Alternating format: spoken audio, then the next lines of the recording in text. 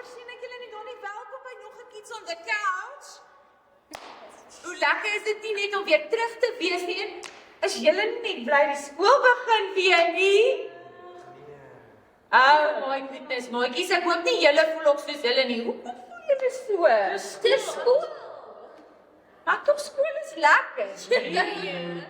Ek dink skool is lekker, maat. Ons het mos Google om te leer. En guys, maar is julle nie excited om julle maats te sien? My maatjie se nie. Is julle nie excited om julle maats te sien? Ja. En ons is opgewonde om julle weer te sien, maats. Volgende Sondag hier by Impact Kids. Ons kan nie wag wat ons weer gaan saam speel, saam leer. Ek hoop van julle kan 'n versie onthou. Wie kan 'n versie onthou? Van wat ons gedoen het of net 'n versie uit die Bybel net? Ja, 'n versie uit die Bybel. Kom ons Jeremia 29 vers 11. sê vir ons. Ek gaan dit in Engels sê, maat. For the plans I now have in store, declares the Lord. Plans to prosper you and not to harm you. Plans to give you hope and the future. Hoe goed is dit? Ons kan dan nee.